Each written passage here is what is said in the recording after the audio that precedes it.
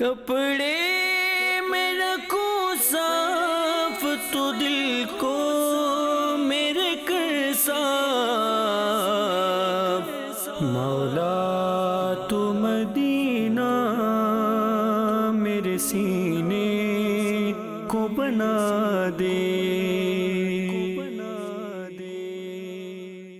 الحمدللہ رب العالمین والصلاة والسلام على سید المرسلین، اما بعد فاعوذ باللہ من الشیطان الرجیم، بسم اللہ الرحمن الرحیم، الصلاة والسلام علیک یا رسول اللہ وعلى آلک وصحابک یا حبیب اللہ، الصلاة والسلام علیک یا نبی اللہ وعلی آلک وصحابک یا نور اللہ۔ فرمان مصطفیٰ صلی اللہ تعالی علیہ وآلہ وسلم، مجھ پر کثرت سے درود پاک پڑھو، بے شک تمہارا مجھ پر درود پاک پڑھنا تمہارے گناہوں کے لیے مغفرت ہے۔ صلو علی الحبیب صلی اللہ تعالی علی محمد۔ نیت المؤمن خیر من عملہ، مومن کی نیت اس کے عمل سے بہتر ہے۔ حسب حال، جیسی صورتحال ہے، جو کنڈیشن ہے، جو آپ کی کیفیت ہے، حالت ہے، اس کے مطابق اچھی اچھی نیتیں کر لیجئے۔ علم دین حاصل کروں گا، سیکھ کر اگر صحیح طور پر مسئلہ سمجھ گیا تو دوسروں کے آگے بیان کر کر نیکی کی دعوت پھیلانے کے ثواب کا حقدار بنوں گا۔ جو بات صحیح طور پر سمجھ میں نہ آئی، دارالافتاء اہل سنت سے رابطہ کروں گا۔ فرمان مصطفیٰ صلی اللہ تعالی علیہ وآلہ وسلم، جنت کی چابی نماز ہے، اور نماز کی چابی طہارت یعنی پاکی ہے۔ طہارت بہت اہم ہے، اسی لیے اسے نماز کی چابی فرمایا گیا۔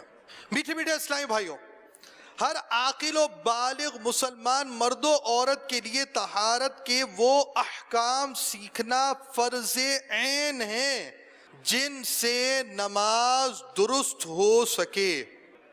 ہمارا نماز کے لیے جانا تو بہت آسان ہوتا ہے۔ نماز بڑی اہم عبادت ہے،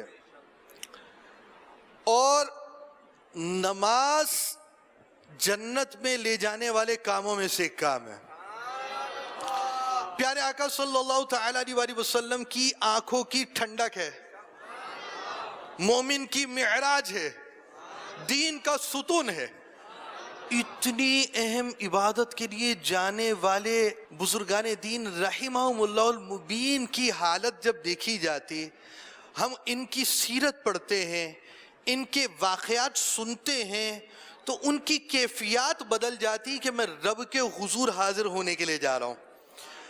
اول تو ہماری مسلمانوں کی اکثریت نماز سے غافل ہے اور نماز سے دور ہے۔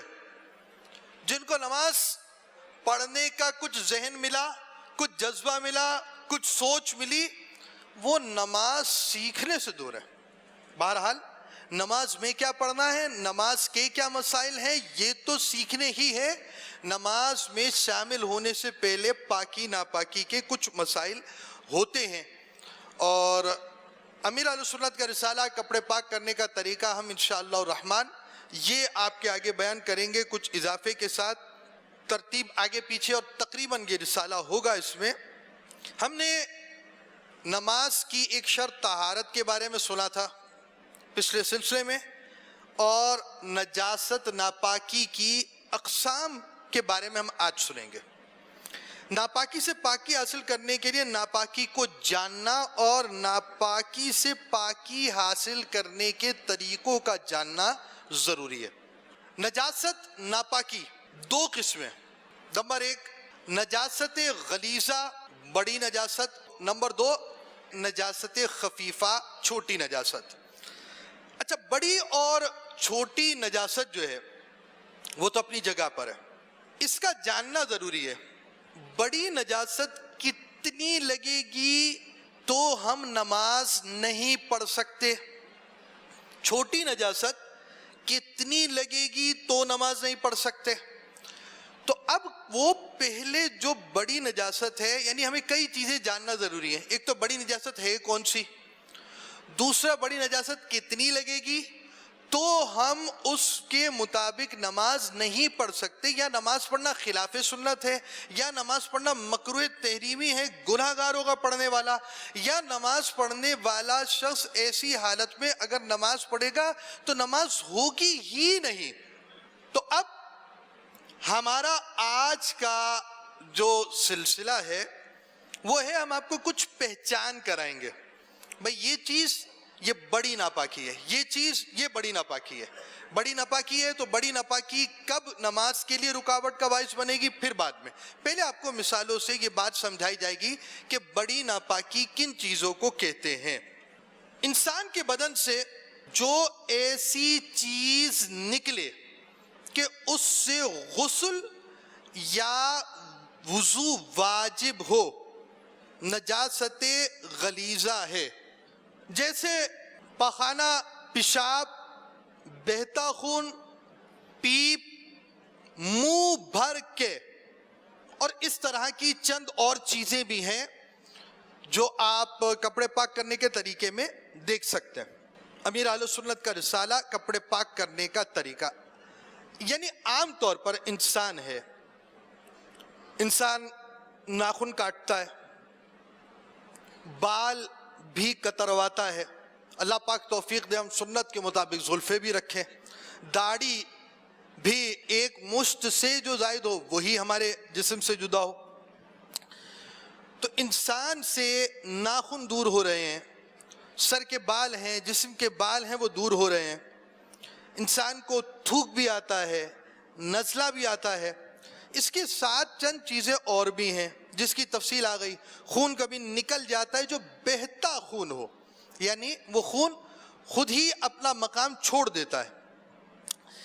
پخانہ، پیشاب، پیپ، منہ بھر کے، یہ چیزیں عام طور پر انسان کے جسم سے جدا ہوتی ہیں یا وہ جدا کرتا ہے، جیسے خود ناخن کاٹتا ہے۔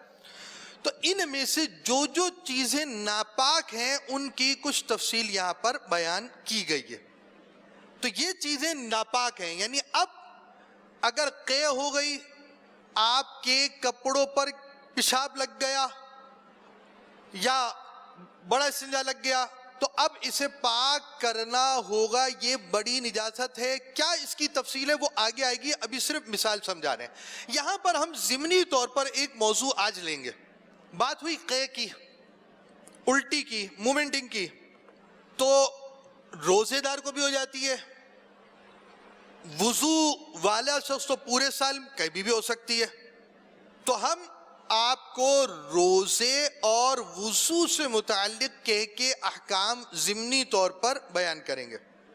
مدینہ کے 5 حروف کی نسبت سے وضو میں قے کے 5 احکام شرعی۔ نمبر 1، وضو کی حالت میں جان بوجھ کر قے کریں یا خود بخود ہو جائے، دونوں صورتوں میں اگر منہ بھر قے آئی اور اس میں کھانا، پانی یا صفرا کڑوا پانی آیا تو وضو ٹوٹ جائے گا۔ منہ بھر کے کسے کہتے ہیں؟ کیا ہر وومٹنگ، ہر الٹی کو منہ بھر کے کہتے ہیں؟ جی نہیں۔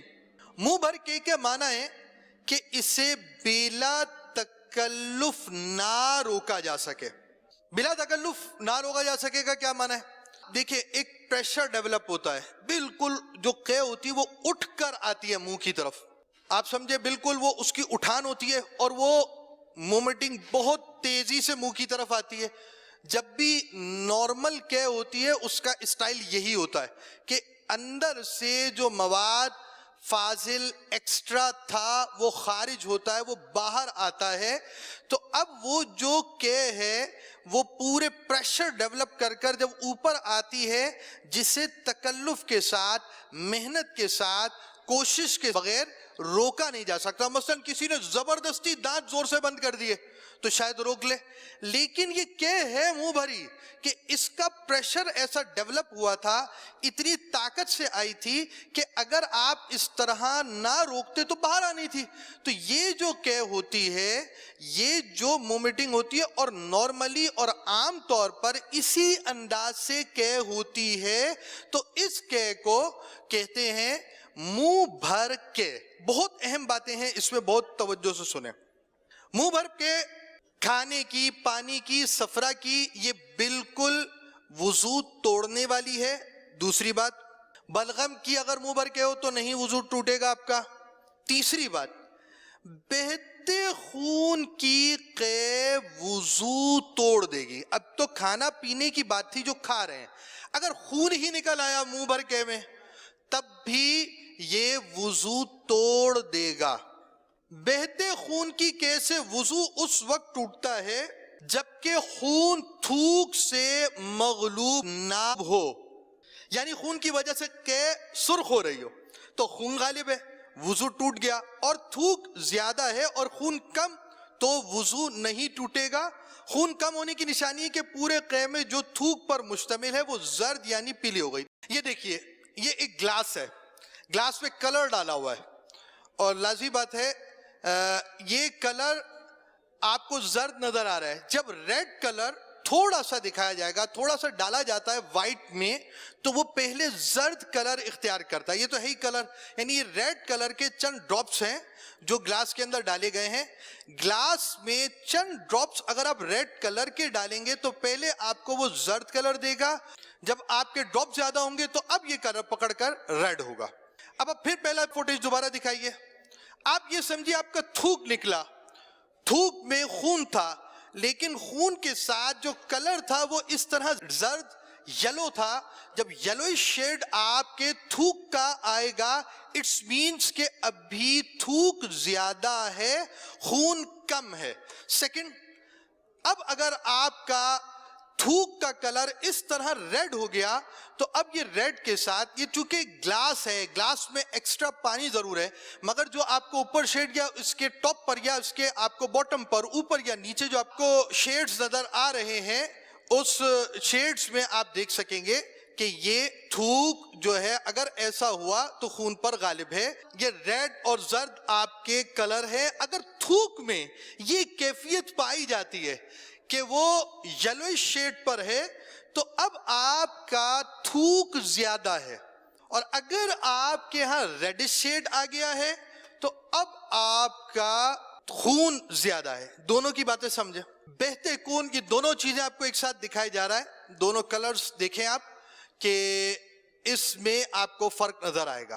بہتے خون کی قے سے وضو اس وقت ٹوٹتا ہے. بہتا خون کیوں کہا جا رہا ہے؟ بعض اوقات خون کے پورے ٹکڑے, جیسے گوشت کی بوٹی ہوتی ہے اس طرح خون کے جمے ہوئے ٹکڑے آتے ہیں, اس کو کہا جائے گا جمع ہوا خون. جمع ہوا خون کا مسئلہ بعد میں آئے گا. ابھی ہم آپ کو لکوڈ خون, جو ہمارا نارمل خون ہوتا ہے, جو بہتا ہوتا ہے, پانی کی طرح روا خون ہوتا ہے, اس لکوڈ خون کی بات ہم کر رہے ہیں. بہتے خون کی بات کہی جا رہی ہے. جمے ہوئے خون کا مسئلہ بعد میں آئے گا. دوبارہ دکھائیے. آپ کے دانت سے خون نکل رہا ہے, خون نکلنے کے بعد آپ نے کلی کی ہے, یہ شیپ ہو گئی آپ کی, رزلٹ آپ کا یہ کلر آ گیا ہے. تو اب آپ یوں سمجھیے کہ آپ کا وضو ٹوٹ گیا ہے. اور ان کیس کلر یہ نہیں ہے بلکہ اس کے علاوہ جو کلر ہم آپ کو پہلے دکھا چکے ہیں یہ کلر ہے, تو اٹس مینز کہ ابھی آپ کا وضو نہیں ٹوٹا. اگر کہ میں جمع ہوا خون, سالڈ پیسز جو آپ کے کچھ سالڈ شیپ میں ہو جاتے ہیں خون کے, وہ خون آپ کا قے میں آیا اور وہ منہ بھر سے کم ہے تو وضو نہیں توڑے گا. منہ بھر کی کیا تعریف ہے؟ پریشر سے جو چیز ڈیولپ ہوئی, آپ کی بڑی قوت کے ساتھ ایک قے جو ہے, الٹی جو ہے, مومنٹنگ جو ہے وہ منہ کی طرف آئی ہے. اب جب یہ آئی ہے تو آپ روک نہیں سکتے, مگر اس طرح نہیں ہوا, اتنی پریشر سے یا اتنی منہ سے پوری نکلنے والا خون نہیں آیا, جمع ہوا خون آیا, سالڈ شیپ میں آیا مگر کم تھا, پریشر بھی نہیں تھا, کچھ خون آ گیا, آپ نے منہ سے نکال دیا, تو یہ وضو نہیں توڑے گا. روزے میں قے ہونا, بعض اوقات جب روزے میں قے ہو جاتی ہے تو لوگ پریشان ہو جاتے ہیں, بلکہ بعض تو سمجھتے کہ روزے میں خود بخود قے ہو جانے سے بھی روزہ ٹوٹ جاتا ہے, حالانکہ ایسا نہیں ہے. چنانچہ سیدنا ابو ہریرہ رضی اللہ تعالی عنہ سے روایت ہے کہ حضور پرنور شافعی یوم النشور صلی اللہ تعالی علیہ وآلہ وسلم کا فرمان عالی شان ہے, جس کو ماہ رمضان میں خود بخود قے آئی اس کا روزہ نہ ٹوٹا, اور جس نے جان بوجھ کر قے کی اس کا روزہ ٹوٹ گیا. ایک اور مقام پر ارشاد ہوئے, جس کو خود بخود قے آئی اس پر قضا نہیں, اور جس نے جان بوجھ کر قے کی وہ روزے کی قضا کرے. کرم یا رب کے 7 حروف کی نسبت سے روزے میں ہونے والی قے کے بارے میں 7 پیرے. روزے میں خود بخود کتنی ہی قے, کتنی الٹی ہو جائے, خواہ بالٹی ہی کیوں نہ بھر جائے, اس سے روزہ نہیں ٹوٹے گا. خود بخود قے سے روزہ نہیں ٹوٹے گا. نمبر 2, اگر روزہ یاد ہونے کے باوجود قصداً جان بوجھ کر قے کی وہ منہ بھر بھی ہوئی تو اب روزہ ٹوٹے گا. 3 باتیں پائی گئی تو روزہ ٹوٹے گا. ویری فرسٹ یہ کہ روزہ یاد ہے, روزہ یاد ہونا چاہیے کہ میں فاسٹنگ سے ہوں, میں صائم ہوں, روزہ دار ہوں, میرا روزہ ہے, یہ بات یاد ہو. اور اس کی بھی علامت ہوتی ہے, بندہ جب وضو خانے پر بیٹھا ہوتا ہے نا تو اس کو پتہ ہوتا ہے میرا روزہ ہے, تو وہ کلی احتیاط سے کرے گا, ناک میں پانی احتیاط سے چڑھائے گا. یہ باتیں اس کو بتا رہی ہوتی ہے روزہ ہے. روزہ ہوگا تو غرغرہ کرنے سے بچے گا, فلاں چیزیں سوچے گا, تو یہ بات ذہن میں موجود ہوتی ہے کہ میرا روزہ ہے. اس طرح اگر اس کے ذہن میں تھا روزہ ہے تو اب روزے سے ہے تو اس کے ذہن میں ہے میرا روزہ ہے, یہ روزہ ہو گیا فرسٹ چیز. سیکنڈ یہ کہ اس نے خود کوئی ایسا کام کیا جس سے قے ہو, خود بخود نہیں ہوگی. حلق میں مثلا انگلی ڈالی کہ مجھے قے ہو جائے. پھر تیسری بات کہ اب اگر قے ہوئی تو وہ بھی منہ بھر تھی, تکلف کے ساتھ اسے روکا جا سکتا ہے. آپ بڑی کوشش کر کر اس کو روک سکتے ہیں, مگر ایسا پریشر ڈیولپ ہو چکا ہے, اتنی تیزی سے, اتنی طاقت سے وہ چیز آ رہی ہے کہ وہ آنے والی چیز خود نہیں رکے گی. تو اب یہ جو قے ہے یہ والی قے آپ کا روزہ توڑ دے گی. منہ بھر کے خود کی یا خود بخود ہوئی, وضو تو بہرحال گیا, لیکن روزے میں یہ 3 باتیں موجود ہیں. قصداً منہ بھر ہونے والی قے سے بھی اسی صورت میں روزہ ٹوٹے گا جبکہ قے میں کھانا یا پانی یا صفرا یعنی کڑوا پانی یا خون آئے. اگر اس قے میں بھی صرف بلغم نکلا تو روزہ نہیں ٹوٹے گا, وضو بھی نہیں ٹوٹے گا. قصداً قے کی, جان بوجھ کر آپ نے الٹی کر دی مگر تھوڑی سی ہوئی, منہ بھر نہ آئی, تب بھی روزہ نہیں ٹوٹے گا. منہ بھر سے کم قے ہوئی اور منہ سے دوبارہ لوٹ گئی یا خود ہی لوٹا دی, ان صورتوں میں بھی روزہ نہیں ٹوٹے گا. البتہ ایسا کوئی کرے گا بھی نہیں, کرنا بھی نہیں چاہیے. منہ بھر قے بلا اختیار ہو گئی تو روزہ تو نہ ٹوٹا, البتہ اگر اس میں سے ایک چنے برابر بھی واپس لوٹا دی تو روزہ ٹوٹ جائے گا, اور اگر چنے سے کم ہے تو روزہ نہ ٹوٹا.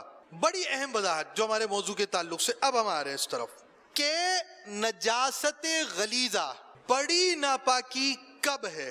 منہ بھر کے علاوہ بلغم کے ناپاک ہے, اس کا کوئی چھیٹا کپڑے یا جسم پر نہ گرنے پائے, اس کی احتیاط فرمائیے.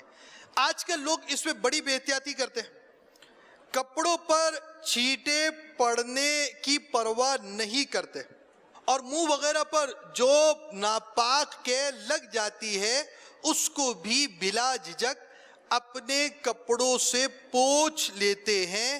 اللہ رب العزت ہمیں نجاست سے بچنے کا ذہن عنایت فرمائے. بڑا پیارا مدری پھول ہے. ہمیں اچھے کپڑے تو پہننے آتے ہیں, کپڑے کی صفائی تو رکھنی آتی ہے, لیکن ہر صفائی ایسی نہیں ہے کہ شریعت اسلامیہ اسے کہہ دے کہ آپ پاک ہو گئے. آپ نے کیک کر لی, منہ سے لگ گئی, فلاں جگہ لگ گئی, آپ نے ٹیشو پیپر لے کر صاف کر لیا, آپ نے فریشرز یوز کر دیے, آپ نے کچھ پرفیومز یوز کر لیے, اور اس انداز سے اپنے کپڑے کی بو زائل کرتے ہیں. سستی کا دور ہے, تو سستی کے دور نے یہ عجیب رنگ دیا ہے. خود بدبوؤں میں تر بتر ہیں, خود پسینے میں ڈوبے ہوئے ہیں, اور ڈبکیاں کھا رہے ہیں. اوپر سے کیا ہے, پرفیوم لگا دیا, کچھ فریشرز لگا دیے, دوسروں کو بو نہیں ہے, جسم کے اندر بھلے بو رہے, جسم کو نقصان پہنچاتے رہے. ہم نے پرفیوم لگا لیا ہے, ہم نے عطر لگا لیا ہے, ہم نے کچھ فریشرز لگا دیے ہیں, ہم نے جو ہے وہ اپنے کپڑوں کی بدبو کو دبا دیا ہے, اپنے جسم میں بدبو کو سما لیا ہے. سامنے والے کو تو بڑی اچھی خوشبو آنی چاہیے, سامنے والا آپ کے قریب بیٹھنے والا آپ کی بدبو اس سے لطف اندوز نہ ہو, اس لیے آپ نے یہ فریشرز تو لگا لیے ہیں, پرفیوم تو لگا لیے ہیں, مگر اپنے جسم کو پیش کر دیا ہے لبیک میرا جسم حاضر ہے اس بدبو کے لیے, اس پسینے کے لیے. ساتھ ہی ساتھ یہ جو سستی کا دور ہے وہ یہی ہے. ایڈوانس لوگوں کا کلچر یہ ہے کہ وہ وین کے اندر بیٹھے ہوئے ہیں تو منہ صاف ہو رہا ہے, تو کچھ منہ کے اوپر پاؤڈرز لگائے جا رہے ہیں, فریش ہوا جا رہا ہے, تیاری اس طرح ہو رہی ہے. جسم کی یہ تیاری, یعنی ہماری جو تیاریاں ہیں, ہماری جو صورتحال ہے وہ سامنے والوں کے ساتھ ہے. سامنے والے نے دیکھا بہت اچھا لگ رہا ہے, بڑا اچھا جوڑا ہے, بڑا اچھا لباس ہے, خوشبو آ رہی ہے, اور اندر کا جو حال ہے وہ حال ہے. ٹھیک ہے, تو دین اسلام نے جو پاکی کا مفہوم دیا ہے, اس پاکی کے مفہوم میں یہ لباس کی ستھرائی بھی شامل ضرور ہے, مگر ہر لباس جو آنکھوں کو اچھا نہ لگے ضروری نہیں کہ وہ لباس ناپاک ہو, اور ہر آنکھوں میں اچھا لگنے والا لباس ضروری نہیں کہ پاک ہو. تو پاکی ناپاکی کی جب تک پہچان نہیں ہوگی, اس پہچان کے بغیر ہم اس چیز کو سمجھ نہیں سکتے کہ کیا چیز پاک ہو کیا ناپاک ہو. ہم نے ایک ہی مدری پھول بیان کیا ہے, کئی مثالیں انشاءاللہ الرحمن بیان کریں گے. وہ مدری پھول کہ انسان کے بدن سے جو ایسی چیز نکلے کہ اس سے غسل یا وضو واجب ہو, نجاست غلیظہ ہے, جیسے پخانہ, پیشاب, بیتا خون, پیپ, منہ بھر قے, اس کے علاوہ چند چیزیں اور بھی ہیں, وہ ناپاک ہے. اب جب آپ کو یہ بات پتہ چلے گی یہ ناپاک ہے, یہ پاک ہے, یہ تھوک ہے, فلاں چیز ہے, اب مجھے کس چیز کے پاکی حاصل کرنے, یہ ناپاک ہے, اور کتنی ناپاکی نماز کے لیے رکاوٹ کا باعث ہے, اور تیسرے نمبر پر اس ناپاکی سے پاکی کیسے حاصل کرنی ہے. کیوں؟ نماز جنت کی کنجی ہے اور طہارت نماز کی کنجی ہے. اللہ پاک ہمیں ان مسائل کو سمجھنے کی توفیق عطا فرمائے. آمین بجاہ النبی الامین صلی اللہ تعالی علیہ وآلہ وسلم. آخر میں ہم ایک نعرہ لگائیں گے, جواب دیں گے آپ. فیضان نماز صلو علی الحبیب صلی اللہ تعالی علی محمد. کپڑے میں رکھوں صاف تو دل کو میرے کر صاف, مولا تو مدینہ میرے سینے کو بنا دے.